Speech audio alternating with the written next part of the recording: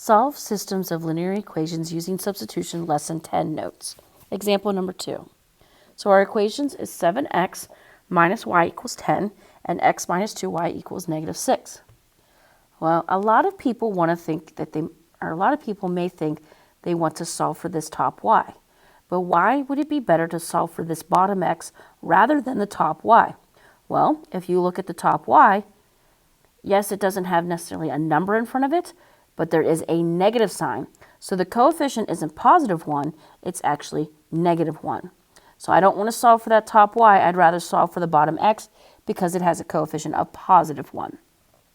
So pause your video, write that down. Solve for bottom x, plug it into the top x.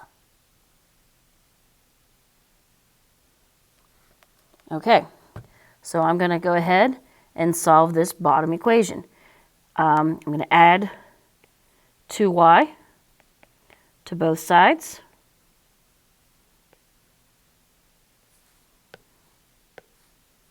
Cancel the y terms, and I get x equals 2y minus 6.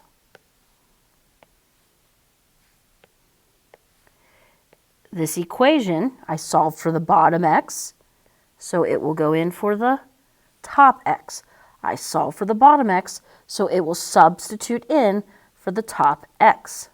So I'm going to replace that top x with the 2y minus 6, which will look like this. So notice, and I also put a 1 in front of that y. So notice how instead of an x here, I have 2y minus 6. Okay, so now I need to solve this equation. I start by doing the distributive property. 7 times 2y would give me 14y. 7 times, and be careful, that is a negative 6.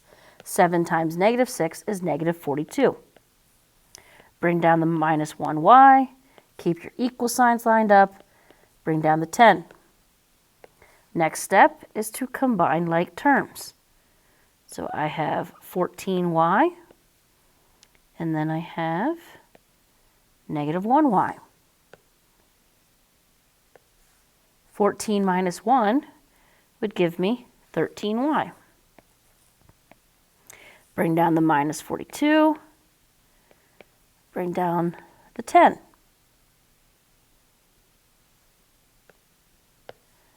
Now this is a two-step equation. I've got one variable term, I should say, on the left side of the equation. So that means I need to take my constant terms to the right side of the equation.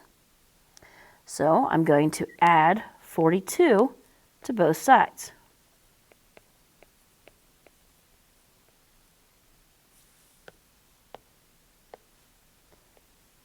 Cancel those out, bring down the 13y. 10 plus 42 is 52. And then your last step would be to divide both sides by 13.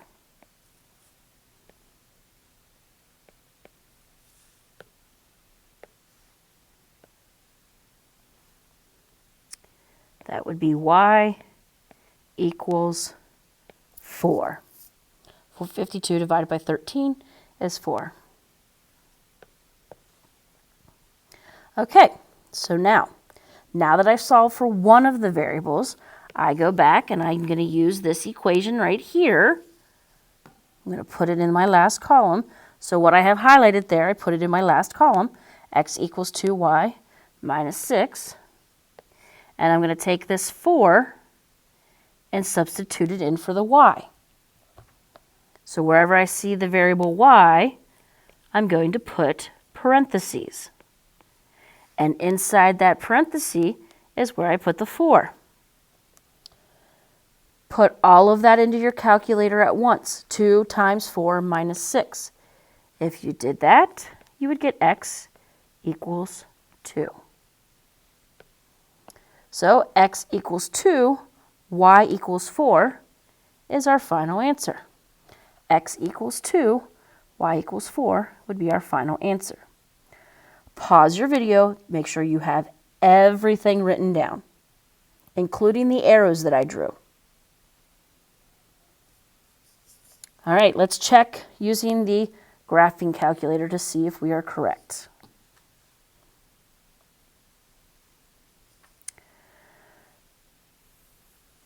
All right, so it's the 7x minus y, and I'm going to change the color here just so it's a little bit easier to see the difference. Okay, so if I zoom out, well, there's where they intersect.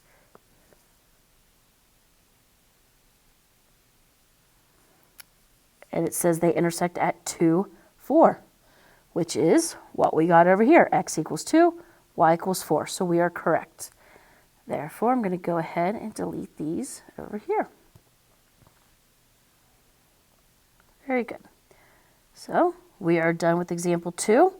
Again, pause your video, make sure you have absolutely everything written down. And if you have any questions for example 2, please do not hesitate to ask.